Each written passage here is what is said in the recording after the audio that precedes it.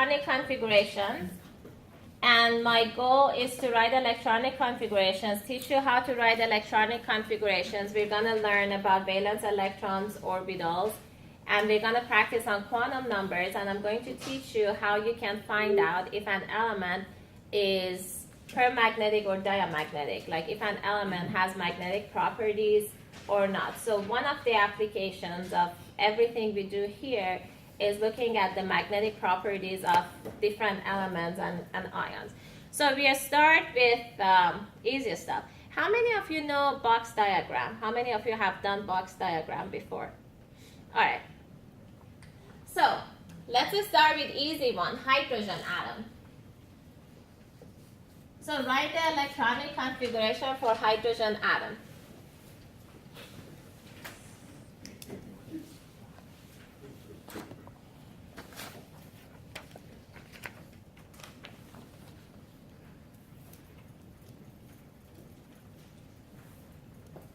Write it for hydrogen and helium.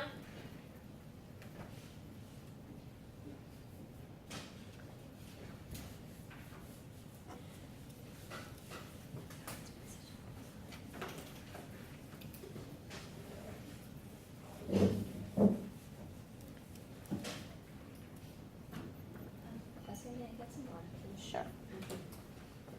So electronic configuration of hydrogen, 1s1. Helium is 1s2. How do I get these numbers, 1 and 2? Very good. So these are the number of electrons. You look at the periodic table. For now, we're dealing with neutral atoms. So the number of protons equals to the number of electrons.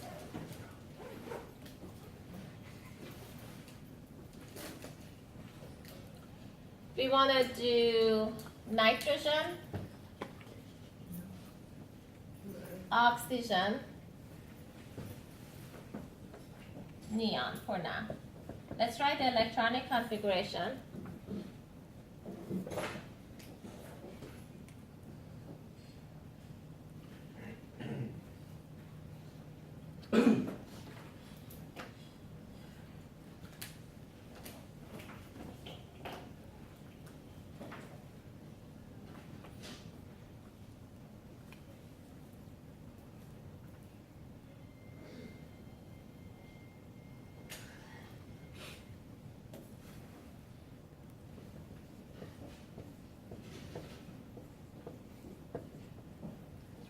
Oxygen is 1s2, 2s2, 2p4, and neon is 1s2, 2s2, 2p6.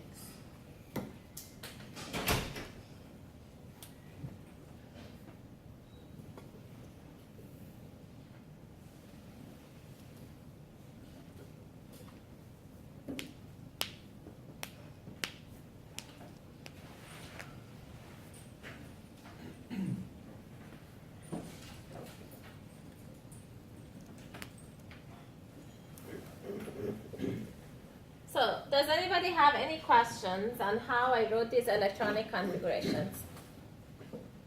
Yes? So the numbers that are on top of the S and the P, they are determined by how many electrons the element has? Yes. And that's one way for you to double check your work. So based on this electronic configuration, if I just give you the electronic configuration and I ask you to identify this, I tell you that I have an element, and what element is it? So I do 2 and 2, 4, 6, 10.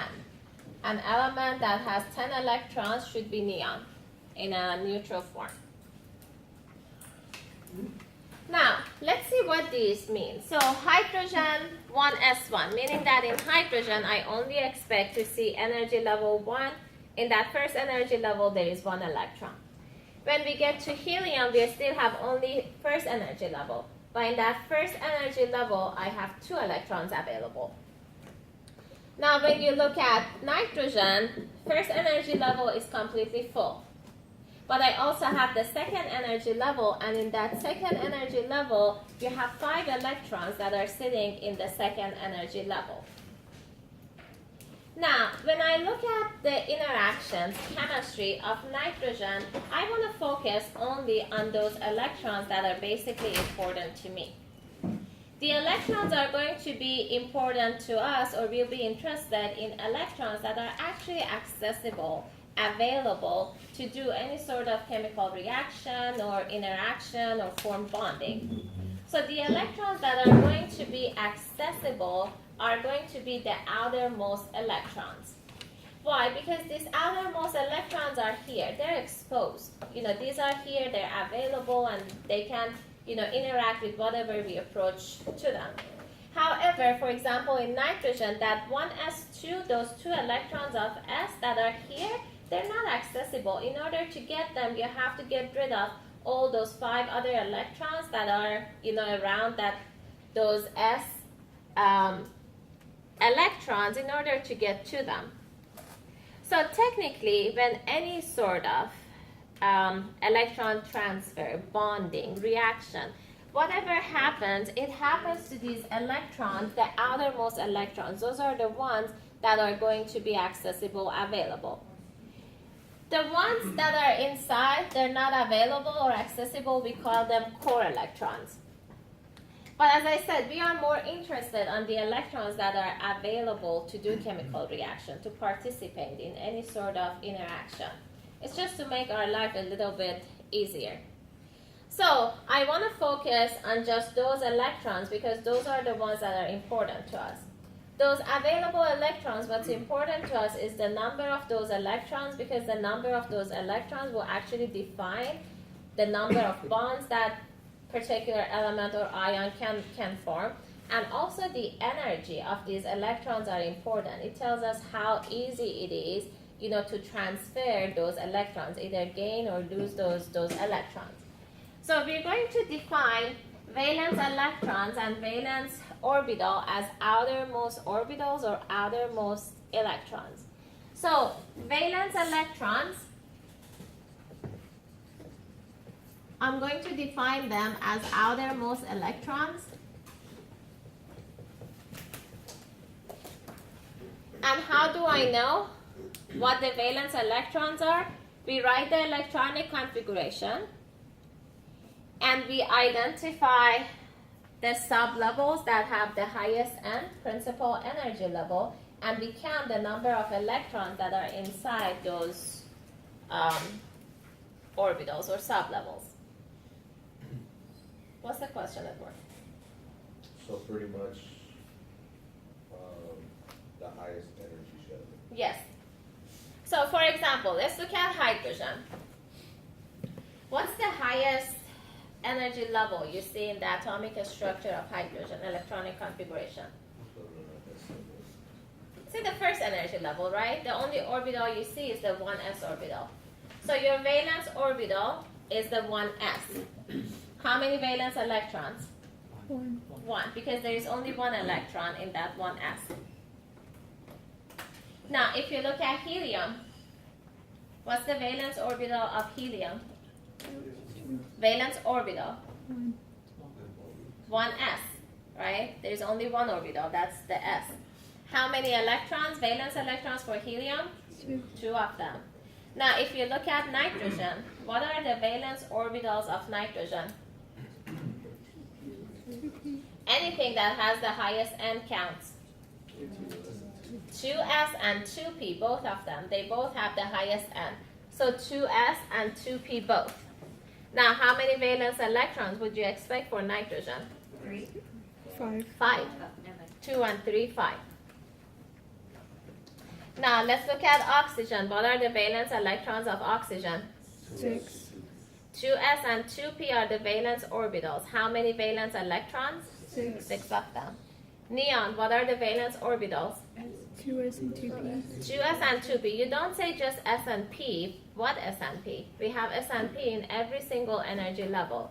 It's important what energy level. So you have to say the energy level, 2s, 2p. It does make a difference because the energy of 2s and 2p is different from, I don't know, if you look at argon, which is 3s and 3p. That makes a difference. How many valence electrons for neon? 8. Very good. Now, let's look at valence electrons again. So hydrogen, how many valence electrons? 1. 1, right? Look at the periodic table and tell me what group is hydrogen in. 1. Group 1, very good. Now, let's look at nitrogen. How many valence electrons for nitrogen? 5. Is everybody following? Yeah. How many valence electrons for nitrogen? 5. 5. Now, look in the periodic table. What group is nitrogen in? 5. Now, oxygen. How many valence electrons for oxygen? 6. 6. Now, look at the group number of oxygen. Is oxygen in group 6A? Yes. Very good. And how about neon? It has 8 valence electrons. Where would we find neon? 8. In group 8, right? So one shortcut to find the number of valence electrons, and that's only for main group elements. So number of valence electrons equals to the group number. And that's only for main group elements. 1A, 2A, 3A, 4A, 5A, 6A, 7A, 8A. So from here on, because we're going to be working with valence electrons a lot, when I ask you to tell me the number of valence electrons for sulfur, you don't really need to write the electronic configuration. Sulfur is in group 6A, that means that it has 6 valence electrons. So what that means also is that in the periodic table, one of the beauties of the periodic table is that all the elements in the same group, they have the same number of valence electrons. So everything in group 1A has 1 valence electrons. That means hydrogen, lithium, sodium, potassium, rubidium, cesium. Everything in group 2A has 2 valence electrons. You know, beryllium, magnesium, calcium, strontium, barium. Now remember, I think in chapter 3 or 4, or in also Chem 40, we tell you that elements in the same group have similar physical and chemical properties. You remember that? And that's the reason, because they have the same number of valence electrons. That's why their physical and chemical properties are very similar. We say similar, not exactly the same, because the energy of these valence electrons are going to be different. The number of them is the same. That's why they have similar physical and chemical properties. But since the energy of these valence electrons are different, then the chemical and physical properties are not going to be exactly the same. Questions? Now remember how we said group 1A and 2A are extremely reactive? That's why they're extremely reactive. They have only 1 and 2 valence electrons, and you know, it's just so easy to lose those 1 and 2 electrons. Easy meaning that it doesn't require too much energy to lose only 1 electron or only 2 electrons. That's why they're extremely reactive. Questions? Now, so based on the valence electrons and their energy, we can explain the properties of most of the elements. Now, one thing that I haven't talked about is the magnetic properties. So I want to show you box diagram, how we do box diagram for every element, and once we do box diagram, one of the applications would be looking at the magnetic properties of the elements. That's when you can choose, you know, if one element is going to show any magnetic property at all or not, which is extremely, extremely important. Also with box diagram, I want to show you quantum number. I want to show you where the quantum numbers come from. So, box diagram for hydrogen. And when we do box diagrams, I'm just going to do it for valence orbitals and valence electrons, otherwise it gets too much. So we're not testing you on your skills for drawing. We just want to see how much chemistry you know. So, in the box diagram, I'm going to show orbitals or represent orbitals with a box. Alright, so for the S sublevel, how many orbitals did we have? 1 of them. So since it's only 1, I'm going to draw only 1 box. And I'm going to label it. Whatever you draw, you have to label.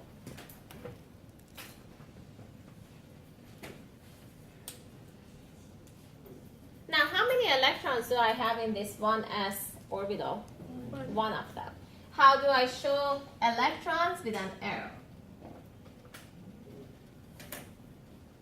Oh yeah, just half an arrow for one electron. Yes, and I'll tell you why in just a second. Doesn't matter if the first one's pointing up or down. Now let's look at helium. For helium, we still have the 1s. However, we have 2 electrons in this orbital. Now watch me here. How do I put 2 electrons in this? Do I put both of them pointing up or pointing down? Remember, when they point up or down, I'm just trying to represent the +1/2 or -1/2 spin. So one of them either pointing up or down is +1/2, the other one is going to be -1/2. And which one is which? It doesn't really matter. I have the tendency to have anything that points up as +1/2, but it doesn't mean that it's +1/2. As long as you're consistent, you're fine. I have the tendency to start with pointing up, but you can start from pointing down, but you have to be consistent all throughout. So I have 2 electrons now. They're both sitting inside one orbital.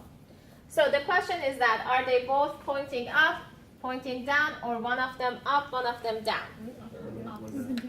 Opposite directions, very good. And the reason is because we want to minimize the energy. The energy is minimized when the electrons in the same orbital have opposite spin. So this rule, just the fact that 2 electrons with the same spin cannot be in the same orbital, this is called Pauli exclusion rule. Say that one more time. Pauli exclusion rule states that 2 electrons in the same orbital, well, technically he says 2 electrons in the same orbital cannot have the exact same set of 4 quantum numbers. But in simple words, it means that they can't have the same spin. They have to have opposite spins.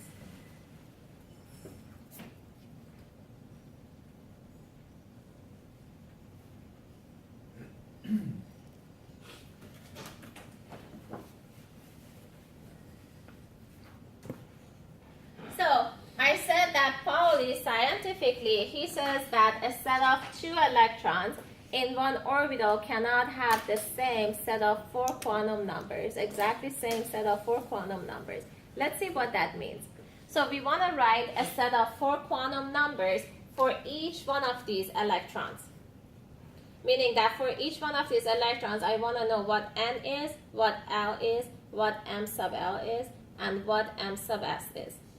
Alright, so electron number 1, and I think the best way to distinguish between them is just by labeling them.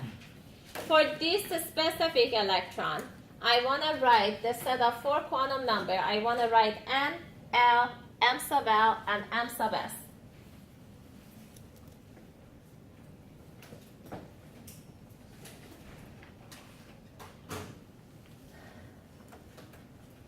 What's N for this electron? N, 1. Why is this 1? Because we are in 1s, right? So 1s, meaning that N equals to 1.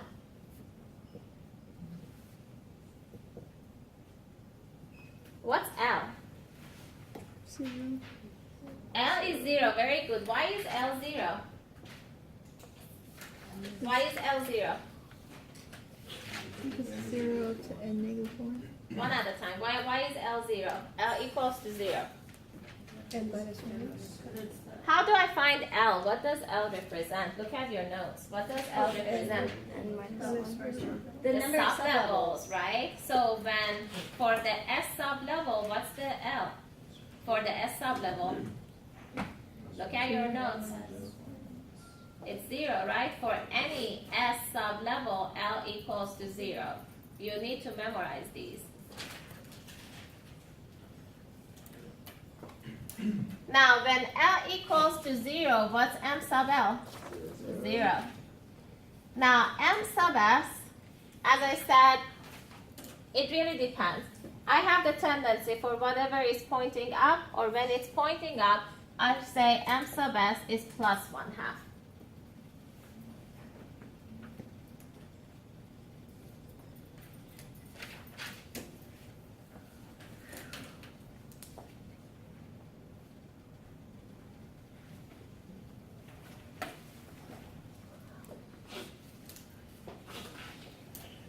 let's look at the other electron in the same orbital. Yes. What happened? What again? Say that again. What happened? What? It's just a spin. Okay. Spin of the electron. So plus 1/2, negative 1/2, when you add them up together, they become 1. And that's why we do half arrow. We don't do, a complete arrow. Why is that then we only use half an arrow? Because one of them has a spin up, one a spin down. Oh. And they both, as a pair, they count 1. I see. Now, for this electron here, I want to write a set of 4 quantum numbers.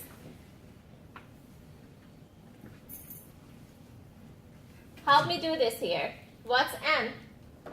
So that's the second electron in this orbital here. What's n? It's still 1. It's still 1. Very good. Because it's 1s. What's L? 0. 0, because it's a s sublevel. Very good. What's m sub L? 0. It's still 0. What's m sub s? Negative 1/2. Negative 1/2. Very good, because it's pointing down. And that's what Pauli exclusion rule states, is that for 2 electrons in the same orbital, they can have an exact same set of 4 quantum number, meaning that m sub s, their spins has to be different. So we have to find out the energy level for each of the electrons in that orbit.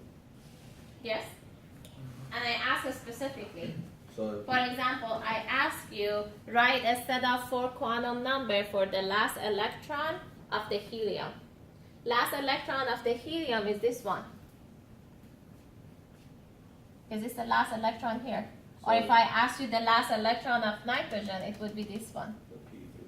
One of the P, yes, one of the P electrons. But I asked you specifically for what orbital and what specific orbital I want the quantum numbers for. Let's practice, and I have lots of examples to show you how we ask for these questions. But I ask exactly. I make sure to explain, not that I make sure, I explain what I need, and you have to make sure you understand what I'm asking for. So, like that for nitrogen, and you have like an odd number on it, right? Yes? So And that last one, we're going to talk about it. That last one is not random. You have to do the box diagram to see where the last one is. We're going to do it now. So, let's do the box diagram for nitrogen, but only for valence valence orbitals. What are the valence orbitals of nitrogen again? 2s and 2p, right? So I want you to do the box diagram for only valence electrons of nitrogen.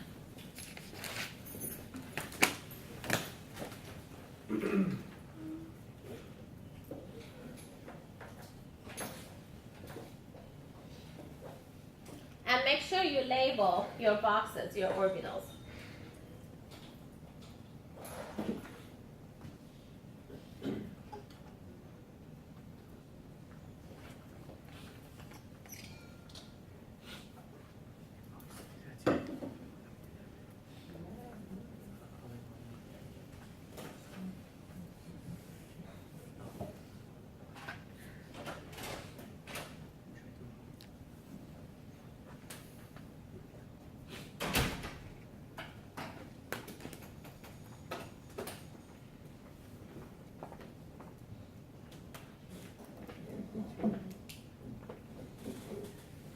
So watch me here. For nitrogen, our valence orbitals are 2s, so one box, and 2p. Remember, the p sublevel has 3 orbitals, meaning that I'm gonna need 3 boxes for the p sublevel. Now, technically, these boxes should have the same shape, size, and they need to be connected. Don't do 3 individual boxes, because energy-wise, if you do 3 individual boxes, it means that they have different energies. So 1 box for s, because it has only 1 orbital. 3 boxes for p, because it has 3 orbitals in it.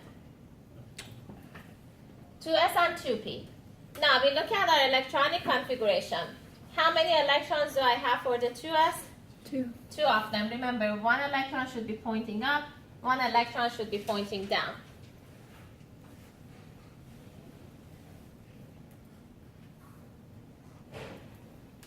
for the 2p, how many electrons in the 2p? 3. 3 of them. Now, how do I put 3 electrons in the 2p? There are many ways you can do this, right? You could either put 2 in one in here, I don't know, 1 here, 1 there, 2 here. But remember that we're looking or we're aiming for the lowest energy state possible. One of the things that causes stability, causes the energy to drop is symmetry. So symmetry always in nature, in chemistry, in everything is one of our driving forces. When it's possible, you always aim for symmetry. So what does that mean? It means that instead of putting 2 here and 1 here, I'm gonna put 1 electron in each orbital. See how symmetrical it is. So you put 1 electron in each orbital with the same spin. Now, if you have extra electrons, you come back and you pair this up. So this is called Hund's rule.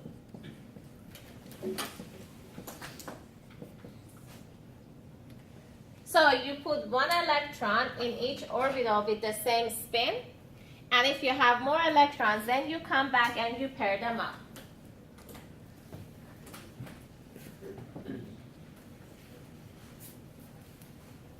Now you have 1 electron in each p orbital. Now let's learn another term here that I'm going to refer to it later on in next chapter.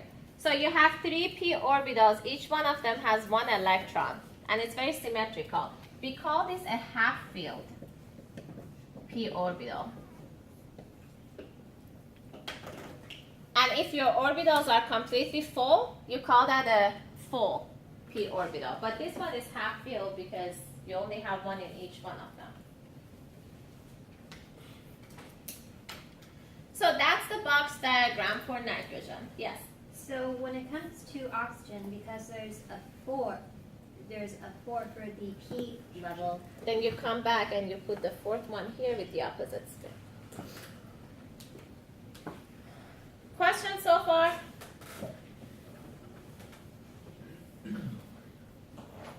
Now, let's write quantum numbers. Why don't you guys write quantum numbers for the electrons in the 2s, a set of 4 for each one of these electrons in the 2s. Make sure you label them so we know what each quantum number is for. So for the 2s, I want you to write a set of 4 quantum numbers for each one of the electrons in the 2s. Meaning that you're going to find N, L, M sub L, M sub S. Have lots of room because we're going to do it for the P too. So these have to be half arrows, not complete arrows. Hmm? Line up together. There's not really. I mean, Yes. I'm not saying like sit next to each other. I'm just saying. oh sure. So For for ML, it's again that 2s, would you say that N is still equal to 1? No, n is equal to 2 now I thought the N2 was. because there's a 2 in front. If we were talking about just Probably. I'm just gonna. Yeah.